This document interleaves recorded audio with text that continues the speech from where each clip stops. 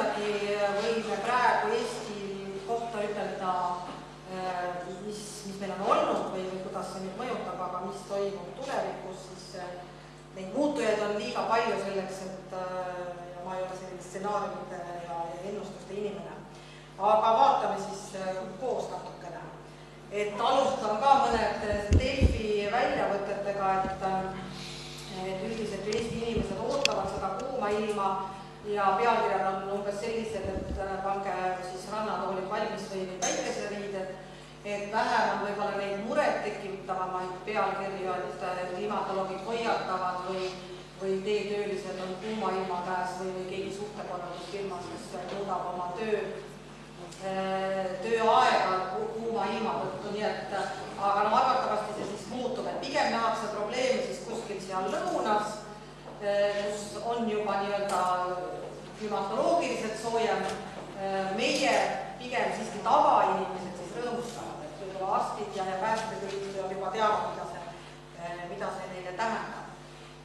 Ja pidin ka räägima kuumalainetest, tegelikult võib-olla vaataks üldse nagu seda kuuma ilma mõju või kogu pika suve sellise mõju. Et mis asi see äärmuslikult kõrge temperatuur on, me mõistame seda ju väga erinevalt, et üldiselt siis inimesed on kohanenud ju elamiseks teatud kliimaga piirkonnas ja siis, kui tuleb seal mingisugune kõrgem, näiteks mingisugune 25 kraadi Vahemere maades ei ole siis midagi erilist, meie oleme juba üpris rõõmsad. Et see definitsioon sõltubki jah siis sellest piirkonnast, ütleme mitte definitsioon, vaid mis see kuum temperatuur siis on, et näiteks erakordselt kuumaks suveks me siis loeme sellist kogu seda, kui 3 kuu keskmine õhutemperatuur on siis pikaajalisest suvekuude keskmisest vahel enam standard võib olla suurem. Et kuna meil on tehtud Eestis üks selline uuring 2010. aasta kohta, siis me uurisime ka tagasiulatuvalt, et Eestis selline suvi on 2010 jah olnud. Ja kui nüüd see kuum ilm või erakordselt kuum ilm kestab kauem, siis seda nimetatakse kuumalaineks. Ja see Eestis peetakse, on ta siis üks hädaolukorra juhtum, milleks peab siis olema valmis nii meditsiinipersonal kui ka päästjad reageerinud. Ja Eestis me oleme siis defineerinud seda niimoodi, et erakordselt kuum või kuumalaine on siis see, kus õhutemperatuur on kõrgem kui 30 kraadi kauem kui 2 päeva. Et kui vaadata nüüd ajas tagasi, siis Eestis perioodil 61. aastast on neid kokku 32 korral olnud, aga 20 neist on siis viimasel dekaadil esinenud. Ja meteoroloogid ja ka arstid hindavad siis seda, et tervisele on eriti ohtlik siis, kui see ööpäeva maksimaalne õhutemperatuur on vähemalt +30, siis enam kui 5 päeva vältel.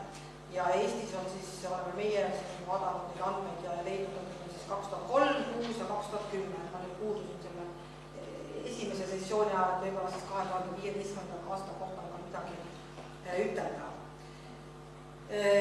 Nii, aga räägiks siis nendest tervisemõjudest, et kui üldse räägita erinevate ilmastiku nähtuste tervisemõjudest, siis kuuma ilma, erakordselt kuuma ilma peetakse siis kõige letaalsemaks ilmastiku nähtuseks.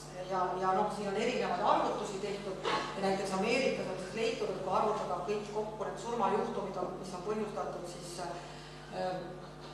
välgutabamustest, tornaadudest, üleujutustest ja nii edasi, et see jääb siis oluliselt väiksemaks kui siis sellise erakordselt kuuma ilma tervisemõju. Ja see on ka selles mõttes loogiline, et kui me mõtleme välgutabamusele, selle saab üks inimene ja kuumalaine mõjub, siis võib olla siis väga suurel territooriumil.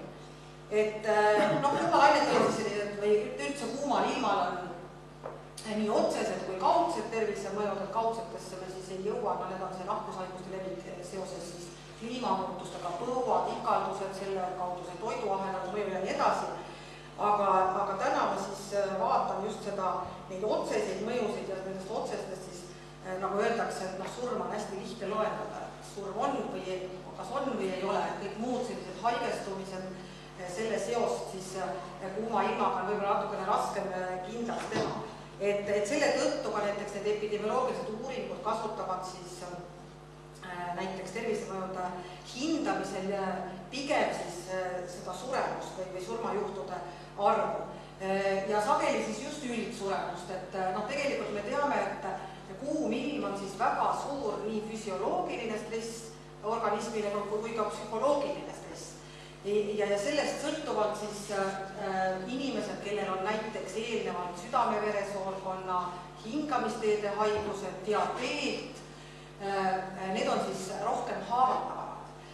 Täpselt samuti siis on surmapõhjusteks ka igasugused välispõhjused. Kõige tüüpilisem, mida me siis ootame kuuma ilma ajal ja mida me ka näeme, on siis need uppumised. Et see 2010. aastal me nägime ka seda ära, et see otseselt siis nende kuumalainetega seotud, et sellel perioodil siis juhtusid.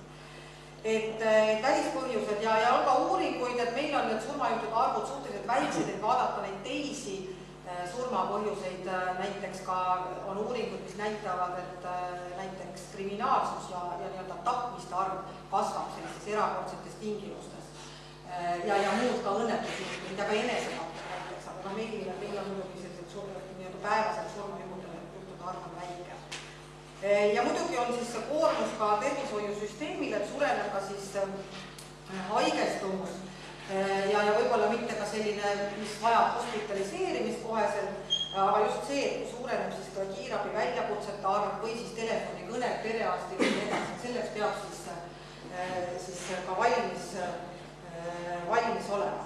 Nii et vaatame siis edasi suremust, et kuuma ilmal kõige sellisem võib-olla parem näide või kuna siis see nii-öelda teadlased ärkasid, oli siis see 2003. aasta erakordselt kuum suvi Euroopas, mis põhjustas siis väga palju surmajuhtumeid, et siin on arvutatud kokku, et 16 Euroopa riigis umbes siis 70 000 lisasurmajuhtu ja seal tekkis tõesti see, kohe me nägime see koormus tervishoiusüsteemile, ei suudetud siis ära matta või ära kuskile panna neid surnud, kes siis olid, et tervishoiuminister oli sunnitud siis tagasi vastama. Et see oli see koht, kus siis nüüd see Euroopa hakkas õppima, et kuidas me saaksime ennetada, mida me peaksime tegema, et see on selline, varem arvati, et selline arenenud riikides on nii-öelda arstiabi kättesaadavus on hea, päästevõimekus on hea, kommunikeerimine on hea, et ei tohiks nagu kuumalainetega probleemi olla, probleemid on pigem vaesemates maades, kus ei ole seda arstiabi kättesaadavust ja edasi. Et see 2003. aasta oma näitas ilmekalt ära, aga arenenud riigid peavad väga aktiivselt tegelema siis kuuma ilma tervise mõjudega. Ja sellele järgnesid muidugi kuumalained Euroopas, mis me ka ilusti epidemioloogiliste uuringutega oleme saanud ära näidata, et neid lisasurmajuhte või liigsurmajuhte siis tekib ja see 2010. aasta oma, mis jõudis ka siis Ida-Euroopasse ja ütleme ka Venemaal, kus oli siis kaastas sellega ka siis need suured põlengud, et nemad siis hindasid, et seal oli 11 000 siis surmajuhtu seal selle kuumalaine ajal ja üldse see Moskvas ja Venemaal siis üldse 55 000. Need on päris suured arvud, et kui me pärast näeme Eesti arvude juurde, siis me näeme need natukene väiksemad, aga iga inimene siiski ju loeb. Et mis see suremus on või kuidas see suremus siis käitub temperatuuri tõustes. Et on palju uuringuid, mis siis näitavad seda, et ööpäevase maksimaalse õhutemperatuuri tõustes 1 kraadi võrra jääb suremus siis keskmiselt niimoodi 1–3% vahele, aga see nüüd oleneb hästi palju regioonist ja näiteks linnalistes piirkondades või linnades võib see siis just nende kuuma saarte tõttu olla oluliselt suurem. Nüüd hinnatakse ka seda, et kuumalainete tervisemõju on võrreldes kuumailma tervisemõjuga palju suurem, aga see ei seleta ära kogu liigsuremust siis terve selle pika suve jooksul, aga ka selline püsiv, kõrge, ebatavalisest soojem ilm on väga raske taluda siis kroonilisi haigusi põdevatele inimestele. No mida me näeme, et muidugi kui on kuumalained, siis see tervise mõju ja ka avaldub siis enamasti kas samal päeval, järgmisel päeval või tekib selline väikene aegnihe, ütleme selline haiguse protsess võtab aega. Aga surmajuhtumid võivad siis jah, ühe samal päeval, järgmisel või ülejärgmisel juhtuda. Mis nähtus on meil, on üks selline harvesting effect või selline surma ettepoole toomine, kus siis küüniliselt võiks öelda, et kuumalainete ajal surevad ära need inimesed, kes oleks pidanud niikuinii surema, eks ole, et mingisuguse kroonilise haiguse tõttu, aga tema organism siis ei pidanud vastu. Et seda saab siis tõestada selle kaudu, et kui me näeme, et sellel kuumalainele järgneval perioodil, pikemal perioodil, näiteks ütleme see suremus siis langeb. Et ka seda peab arvestama, et võib-olla see peitub nüüd natukene selle üldsuremuse sees. Ja mis on veel oluline, on siis see künnistemperatuur, mis on paljus riikides siis ka määratud, mis tähendab siis seda, et see on mingisugune temperatuur antud piirkonnas ja klimaatilistes tingimustes, millest alates tervise mõju oluliselt suureneb, näiteks me suudame ära tõestada, et surmajuhtude arv oluliselt suureneb. Et me oleme nüüd seda püüdnud ka määrata, et siin on olenetud see, mida võtta siis selleks näitajaks, kas see siis ööpäeva maksimaalne või ööpäeva keskmine või isegi mõned uuringud näitavad, et kõige paremini korreleerub siis ööpäeva miinimumtemperatuur. Aga seda siis Eestis ametlikult veel niimoodi välja öeldud ei ole, kas ta sinna 27 kraadi juurde jääb, et kus siis tervise mõju kõige selgemini hakkab avalduma. Ja võib-olla räägid siis sellest, et mis meil on praegu või inimelud, mida me siis oleme kaotanud juba praegu, et meil Tervishoiu Instituudis oleme teinud siis ühe sellise uuringu, kus oli siis 2010. aasta erakordselt kuum suvi Eestis ja ka nagu te siis graafikult ka näete, siis tõesti see juuli ja august võrreldes siis nüüd selle võrdlusperioodiga, mis oli siis 3 eelmist aastat, nende keskmised, päeva keskmised, siis need oli oluliselt, eks ole, kõrgemad. Ja vaatasime siis seda suremust, liigsuremust siis 9 Eesti maakonnas, see oli siis üle poole Eesti territooriumis ja natuke alla poole Eesti elanikkonnast, nii et need arvud, mida ma siis hiljem ütlen, käivad siis selle territooriumi kohta. Ja siin võib siis öelda, et neid kuumalaineid oli siis juulikuus 2, üks oli 5-päevane, nagu me teame, et 5-päevased on juba üsna ohtlikud, et sellised kroonilised haiged on siis väga raske ja ütleme, see ei suuda siis maha jahtuda need hinnalised asulad. Ja kuumapäevi oli siis 6. Ja mida me siis saime näidata, on siis see, et kui me vaatasime seda eeldatavat suremuskordajat ehk arutasime siis nende 3 aasta keskmised, siis me nägime, et suvekuudel 2010. aastal uuringu piirkonnas oli siis 11% suremuse kasv. Et seda võib pidada siis sellest kuumast ilmast tingitud liigsuremuseks ja näiteks ka juulikuus oli see siis ka 23%, et oli oluliselt isegi suurem.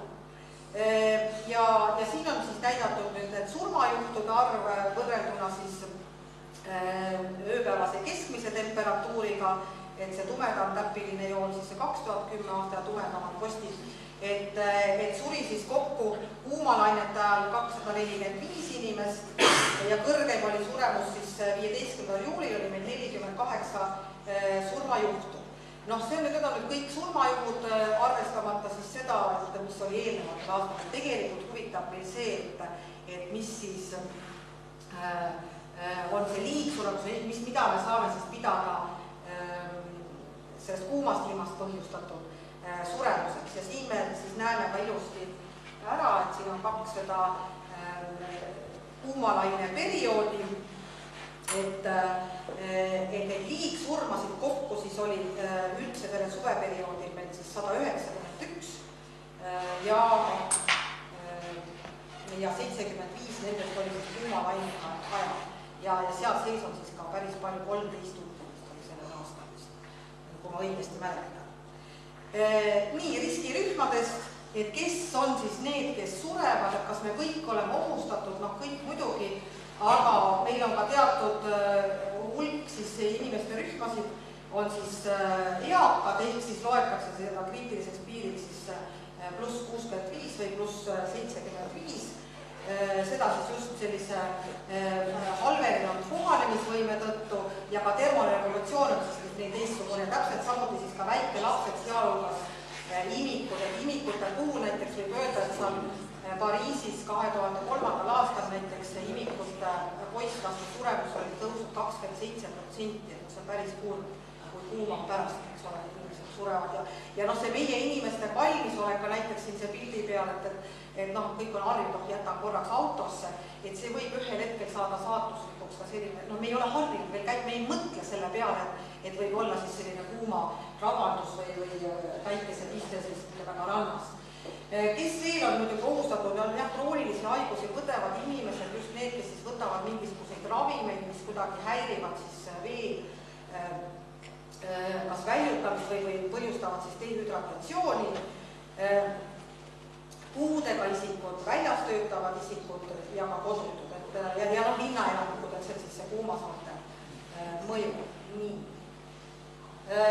Ja kui lubate, siis kuuma ilma mõju suremusele tulevikus ma ühe slaidi mõtlesin, et ikka teen selle kohta, et noh, tegelikult me saame prognoosida, siin ka ilma saab prognoosida, et stsenaariumid on, aga see määramatus on siis väga kõrge ja tegelikult mida öeldakse, et seda tervisemõjusid peaks püüdma uurida nende epidemioloogiliste uuringute kaudu, kus me näitame ära teatud temperatuur põhjustab siis mingisuguseid teatud hulga surmajuhte.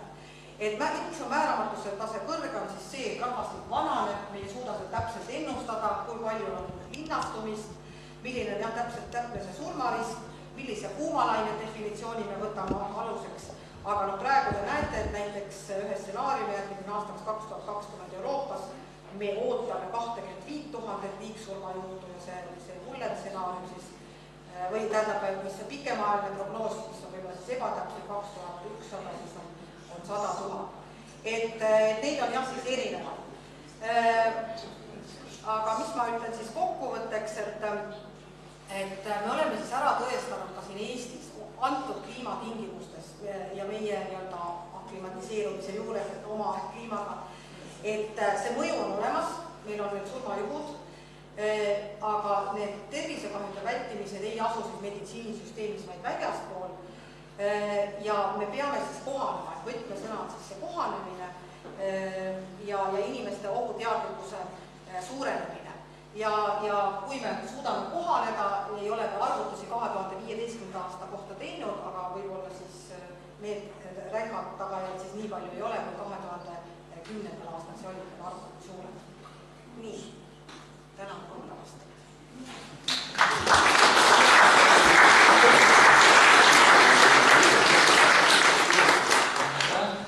Ühe küsimuse on küsitud.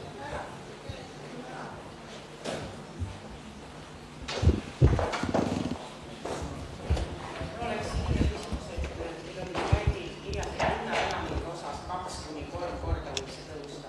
See on mingisugused üldiseid uuringuid näiteks Euroopa tasandil mitte linnaelanike osas, kus kuumasaarte ja muu selline muu ei tule arvesse. Tähendab, ei eraldi selliseid, kus on nüüd te võtate maapiirkonna elanikke, jah, ei ole, tegelikult ongi see, et on uuringuid, mis näitavad sellist üldist liigsuremuse, on tehtud liigsuremuse arvutusi, aga kuna linnaelanikud on selline eraldi riskigrupp, siis on eraldi püütud, kuna hästi palju neid kuumailma uuringuid tegelikult põhineb, riskihinnang põhineb linnades. Et kõik näiteks Euroopa linnade uuringud, et siis maaelanikel, noh, võib-olla ma jään praegu vastuse võlgu, et võib-olla nii hea uuringud kohe ei tule meelde. Pigem on kas üldiselt riskiarvutused või siis linnade kohta, et maaelanike kohta mitte nii.